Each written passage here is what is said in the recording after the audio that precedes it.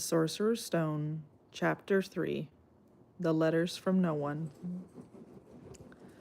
The escape of the Brazilian boa constrictor earned Harry his longest ever punishment.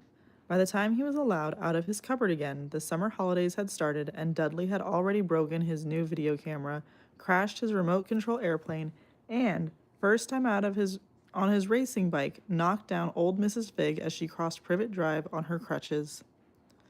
Harry was glad school was over, but there was no escaping Dudley's gang, who visited the house every single day.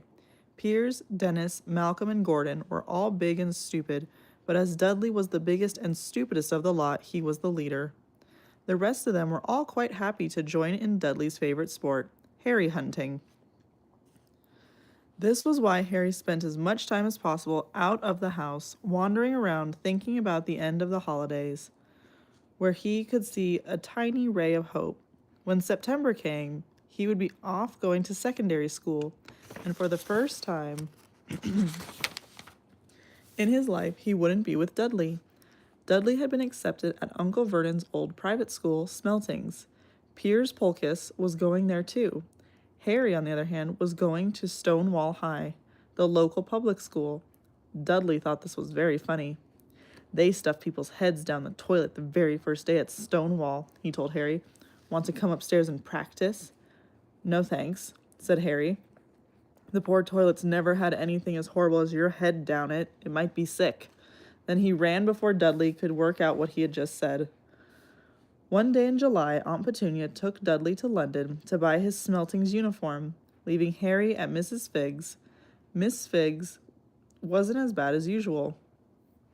It turns out she'd broken her leg tripping over one of her cats, and she didn't seem quite fond of them as before. She let Harry watch television and gave him a bit of chocolate cake that tasted as though she'd had it for several years.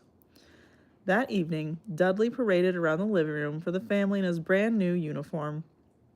Smeltings boys wore maroon tailcoats, orange knickerbockers, and flat straw hats called boaters. They also carried knobbly sticks used for hitting each other while the teachers weren't looking. This was supposed to be good training for later in life. As he looked at Dudley in his new knickerbockers, Uncle Vernon said gruffly that it was the proudest moment of his life. Aunt Petunia burst into tears and said that she couldn't believe her icky Duddykins was going, and he looked so handsome and grown up. Harry didn't trust himself to speak. He thought 2 of his ribs might already have cracked from trying not to laugh. There was a horrible smell in the kitchen the next morning when Harry went in for breakfast. It seemed to be coming from a large metal tub in the sink. He went to have a look. The tub was full of what looked like dirty rags swimming in gray water. "What's this?" he asked Aunt Petunia. Her lips tightened, as they always did if he dared to ask a question. "Your new school uniform," she said. Harry looked in the bowl again. "Oh," he said, "I didn't realize it had to be so wet." "Don't be stupid," snapped Aunt Petunia. "I'm dyeing some of Dudley's old things gray for you. It'll look just like everyone else's when I've finished." Harry seriously doubted this, but though it's the best not to argue. He sat down at the table and tried not to think about how he was going to look on his first day at Stonewall High, like he was wearing bits of old elephant skin probably. Dudley and Uncle Vernon came in, both with wrinkled noses because of the smell from Harry's new uniform. Uncle Vernon opened his newspaper as usual, and Dudley banged his smelting stick, which he carried everywhere, on the table. They heard the click of the mail slot and a flop of letters on the doormat. "Get the mail, Dudley," Uncle Vernon said from behind his paper. "Make Harry get it." "Get the mail, Harry." "Make Dudley get it." "Poke him with your smelting stick, Dudley." Harry dodged the smelting stick and went to get the mail. 3 things lay on the doormat: a postcard from Uncle Vernon's sister, Marge, who was vacationing on the Isle of Wight, a brown envelope that looked like a bill, and a letter for Harry. Harry picked it up and stared at it, his heart twanging like a gigantic elastic band. No one, ever in his whole life, had written to him. Who would? He had no friends, no other relatives. He didn't belong to the library. He'd never gotten rude notes asking for books back. Yet here it was, a letter, addressed so plainly there could be no mistake. Mr. H. Potter, The Cupboard Under the Stairs, 4 Privet Drive, Little Winning, Surrey. The envelope was thick and heavy, made of yellowish parchment. The address was written in emerald green ink. There was no stamp. Turning the envelope over, his hand trembling, Harry saw a purple wax seal bearing a coat of arms, a lion, an eagle, a badger, and a snake surrounding a large letter H. "Hurry up, boy!" shouted Uncle Vernon from the kitchen. "What are you doing, checking for letter bombs?" He chuckled at his own joke. Harry went back to the kitchen, still staring at his letter. He handed Uncle Vernon the bill, the postcard, and sat down, and slowly began to open the yellow envelope. Uncle Vernon ripped the bill open and snorted in disgust and flipped over the postcard. "Marge is ill," he informed Aunt Petunia. "Ate a funny whelk." "Dad!" said Dudley suddenly. "Dad, Harry's got something!" Harry was on the point of unfolding the letter, which was written on the same heavy parchment as the envelope, when it was jerked sharply out of his hand by Uncle Vernon. "That's mine!" said Harry, trying to snatch it back. "Who'd be writing to you?" sneered Uncle Vernon, shaking the letter open, with one hand glancing at it. His face went from red to green faster than he had seen a set of traffic lights. And it didn't stop there. Within seconds, he was grayish-white of old porridge. "Petunia!" he gasped. Dudley tried to grab the letter to read it, but Uncle Vernon held it tight out of his reach. Aunt Petunia took it curiously and read the first line. For a moment, it looked as though she might faint. She clutched her throat and made a choking noise. "Vernon! Oh my goodness, Vernon!" They stared at each other, seeming to have forgotten that Harry and Dudley were still in the room. Dudley wasn't being ignored. He gave his father a sharp tap on the head with his smelting stick. "I want to read that letter," he said loudly. "I want to read it," said Harry furiously, "and it's mine." "Get out, both of you," croaked Uncle Vernon, stuffing the letter back in the envelope. Harry didn't move. "I want my letter," he shouted. "Let me see it," demanded Dudley. "Out!" roared Uncle Vernon, and he took both Harry and Dudley by the scruffs of their necks and threw them into the hall, slamming the kitchen door behind them. Harry and Dudley promptly had a furiously but silent fight over who would listen at the keyhole.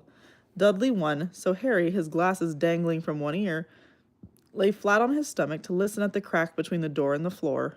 "Vernon," Aunt Petunia said with a quivering voice, "look at the address. How could they possibly know where he sleeps? You don't think they're watching the house?"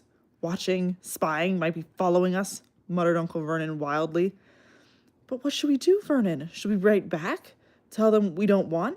Harry could see Uncle Vernon's shiny black shoes pacing down the kitchen. "No," he said finally. "No, we'll ignore it. And if they don't get an answer, yes, that's the best. We won't do anything. But I'm not having one in this house, Petunia. Didn't we swear when we took him in that we'd stamp out this dangerous nonsense?" That evening, when he got back from work, Uncle Vernon did something he had never done before. He visited Harry in his cupboard. "Where's my letter?" said Harry the moment Uncle Vernon had squeezed the door. "Who's writing to me?" "No one. It was addressed to you by mistake," said Uncle Vernon shortly. "I have burned it." "It was not a mistake," said Harry angrily. "It had my cupboard on it." "Silence!" yelled Uncle Vernon, and a couple of spiders fell from the ceiling. He took a few deep breaths and then forced his face into a smile, which looked quite painful. Yes, Harry, about this cupboard. Your aunt and I have been thinking you're really getting a bit big for it. We think it might be nice if you moved into Dudley's second bedroom." "Why?" said Harry. "Don't ask questions," snapped his uncle. "Take this stuff upstairs now." The Dursleys' house had 4 bedrooms, one for Uncle Vernon and Aunt Petunia, one for visitors, usually Uncle Vernon's sister Marge, one where Dudley slept, and one where Dudley kept all the toys and things that wouldn't fit into his first bedroom. It only took Harry one trip upstairs to move everything he owned from the cupboard to his room. He sat down on the bed and stared around him. Nearly everything in here was broken. The month-old video camera was lying on the top of a small working tank Dudley had once driven over the next-door neighbor's dog. In the corner was Dudley's first-ever television set, which he'd put his foot through when his favorite program had been canceled. There was a large bird cage, which had once held a parrot that Dudley had swapped at school for a real air rifle, which was up on a shelf with the end all bent because Dudley had sat on it. Other shelves were full of books. They were the only thing in the room that looked as though they had never been touched. From downstairs came the sound of Dudley bawling at his mother. "I don't want him in there. I need that room. Make him get out." Harry sighed and stretched out on the bed. Yesterday, he'd have given anything to be up here. Today, he'd rather be back in his cupboard with that letter than be up here without it. The next morning at breakfast, everyone was rather quiet.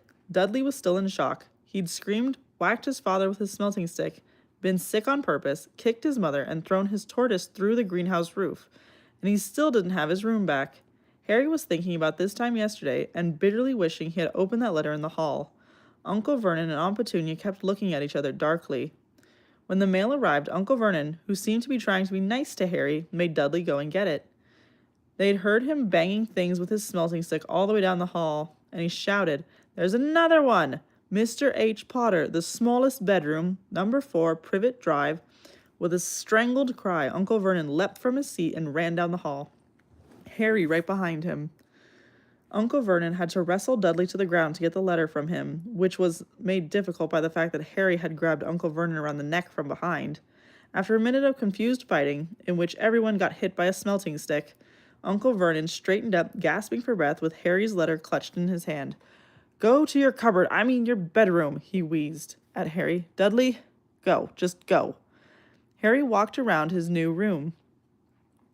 Someone knew he had moved out of his cupboard, and they had seemed to know that he had received his first letter. Surely that meant they'd try again. And this time he'd make sure they didn't fail. He had a plan. The repaired alarm clock rang at 6 o'clock the next morning. Harry turned it off quickly and dressed silently. He mustn't wake the Dursleys. He stole downstairs without turning on any of the lights. He was going to wait for the postman at the corner of Privet Drive and get the letters for number 4 first. His heart hammered as he crept across the dark hall toward the front door. Arrgh! Harry leapt into the air. He had trodden on something big and squashy like a doormat. Something alive. Lights clicked on upstairs, and to his horror, Harry realized that the big squashy something had been his uncle's face. Uncle Vernon had been lying at the foot of the front door in a sleeping bag, clearly making sure that Harry didn't do exactly what he had been trying to do. He shouted at Harry for about half an hour and then told him to go and make a cup of tea. Harry shuffled miserably into the kitchen, and by the time he got back, the mail had arrived right into Uncle Vernon's lap. Harry could see 3 letters addressed in green ink. "I want," he began, but Uncle Vernon was tearing the letters into pieces before his very eyes. Uncle Vernon didn't go to work that day. He stayed at home and nailed up the mail slot. "See," he explained to Aunt Petunia through mouthfuls of nails, "if they can't deliver them, they'll just give up." "I'm not sure that'll work, Vernon." "Oh, these people's minds work in strange ways, Petunia. They're not like you and me," said Uncle Vernon, trying to knock a nail with a piece of fruitcake Aunt Petunia had brought him. On Friday, no less than 12 letters arrived for Harry. As they couldn't go through the mail slot, they'd been pushed under the door, slotted through the sides, and a few even forced through the small window in the downstairs bathroom. Uncle Vernon stayed at home again. After burning all the letters, he got out a hammer and nails and boarded up the cracks around the front door and the back door so no one could go out. He hummed tiptoe through the tulips as he worked and jumped at small noises. On Saturday, things began to get out of hand. 24 letters to Harry found their way into the house. He rolled up and hidden in each side of 2 dozen eggs that the very confused milkman had handed Aunt Petunia through the living room window. While Uncle Vernon made furious telephone calls to the post office and to the dairy trying to find someone to complain to, Aunt Petunia shredded the letters in her food processor. "Who on earth wants to talk to you this badly?" Dudley asked Harry in amazement. On Sunday morning, Uncle Vernon sat down at the breakfast table looking tired and rather ill, but happy. "No post on Sundays," he reminded them cheerfully as he spread marmalade on his newspapers. "No damn letters today." Something came whizzing down the kitchen chimney as he spoke and caught him sharply in the back of the head. Next moment, 30 or 40 letters came pelting out of the fireplace like bullets. The Dursleys ducked, but Harry leapt into the air trying to catch one. "Out! Out!" Uncle Vernon seized Harry around the waist and threw him into the hall. When Aunt Petunia and Dudley had run out with their arms over their faces, Uncle Vernon slammed the door shut. They could hear the letters still streaming into the room, bouncing off the walls and floor. "That does it," said Uncle Vernon, trying to speak calmly, but was pulling great tufts out of his mustache at the same time. "I want you all back here in 5 minutes, ready to leave. We are going away. Just pack some clothes. No arguments." He looked so dangerous with half his mustache missing that no one dared argue. 10 minutes later, they had wrenched their way through the boarded-up doors and were in the car speeding toward the highway. Dudley was sniffling in the back seat. His father had hit him around the head for holding them up when he tried to pack his television, VCR, and computer in his sports bag. They drove and they drove. Even Aunt Petunia didn't dare ask where they were going. Every now and then, Uncle Vernon would take a sharp turn and drive in the opposite direction for a while. Shake 'em off, he would mutter whenever he did this. They didn't stop to eat or drink all day. By nightfall, Dudley was howling. He had never had such a bad day in his life. He was hungry, he'd missed 5 television programs he'd wanted to see, and he'd never go so long without blowing up an alien on his computer. Uncle Vernon stopped at last outside a gloomy-looking hotel on the outskirts of a big city. Dudley and Harry shared a room with twin beds and damp, musty sheets. Dudley snored, but Harry stayed awake, sitting on the windowsill, staring at the lights of passing cars and wondering.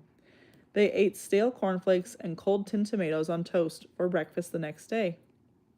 They had just finished when the owner of the hotel came over to the table. "Excuse me, but is one of you Mr. H. Potter? Only I got about 100 of these at the front desk." She held up a letter so they could read the green ink address. Mr. H. Potter, room 17, Railview Hotel, Cokeworth. Harry made a grab for the letter, but Uncle Vernon knocked his hand out of the way. The woman stared. "I'll take them," said Uncle Vernon, standing up quickly and following her from the dining room. "Wouldn't it be better just to go home, dear?" Aunt Petunia suggested timidly, hours later, but Uncle Vernon didn't seem to hear her. Exactly what he was looking for, none of them knew. He drove them into the middle of a forest, got out, looked around, shook his head, got back in the car, and went off again. The same thing happened in the middle of a plowed field halfway across a suspension bridge, and at the top of a multi-level parking garage. "Daddy's gone mad, hasn't he?" Dudley asked Aunt Petunia, dully late that afternoon. Uncle Vernon had parked at the coast, locked them all inside the car, and disappeared. It started to rain. Great drops beat the roof of the car. Dudley sniveled. "It's Monday," he told his mother. "The great Humberto's on tonight. I want to stay somewhere with a television." Monday. This reminded Harry of something. If it was Monday, and you could usually count on Dudley to know the days of the week because of television, then tomorrow, Tuesday, was Harry's 11th birthday. Of course, his birthdays were never exactly fun. Last year, the Dursleys had given him a coat hanger and a pair of Uncle Vernon's old socks. Still, you weren't 11 every day. Uncle Vernon was back and he was smiling. He was also carrying a long, thin package and didn't answer Petunia when she asked what he had bought. "Found the perfect place," he said. "Come on, everyone out." It was very cold outside the car. Uncle Vernon was pointing at what looked like a large rock way out at sea. Perched on top of the rock was the most miserable little shack you could imagine.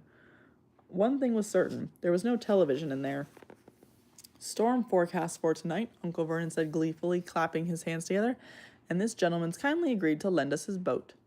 A toothless old man came ambling up to them, pointing with a rather wicked grin at an old rowboat bobbing in the iron-gray water below them. "I've already got us some rations," said Uncle Vernon, "so all aboard." It was freezing in the boat. Icy sea spray and rain crept down their necks and chilly wind whipped their faces. After what seemed like hours, they reached the rock, where Uncle Vernon, slipping and sliding, led the way to the broken-down house.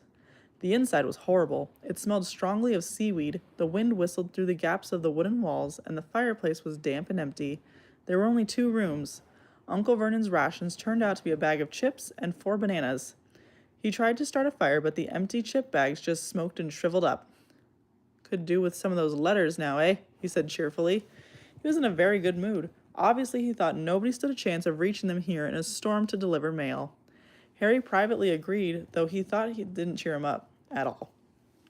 As night fell, the promised storm blew up against them. Spray from the high waves splattered the walls and the hut, and a fierce wind rattled the filthy windows. Aunt Petunia found a few moldy blankets in the second room and made a bed for Dudley on the moth-eaten sofa. She and Uncle Vernon went off to the lumpy bed next door, and Harry was left to find the softest bit of floor he could find and curl up under the thinnest, most ragged blanket. The storm raged more and more ferociously as the night went on. Harry couldn't sleep. He shivered and turned over, trying to get comfortable, his stomach rumbling with hunger. Dudley's snores were drowned out by the low rolls of thunder that started near midnight. The lighted dial of Dudley's watch was dangling over the edge of the sofa on his fat wrist, told Harry he'd be 11 in 10 minutes. He lay and watched his birthday tick nearer, wondering if the Dursleys would remember at all, wondering where the letter writer was now. 5 minutes to go, Harry heard something creak outside. He hoped the roof wasn't going to fall in, although it might be warmer if it did. 4 minutes to go. Maybe the house in Privet Drive would be so full of letters when they got back he'd be able to steal one somehow. 3 minutes to go. Was the sea slapping hard on the rock like that? And 2 minutes to go. What was that funny crunching noise? Was the rock crumbling into the sea? 1 minute to go and he'd be 11. 30 seconds, 20, 10, 9. Maybe he'd wake up Dudley just to annoy him. 3, 2, 1. Boom! The whole shack shivered and Harry sat bolt upright, staring at the door. Someone was outside, knocking to come in.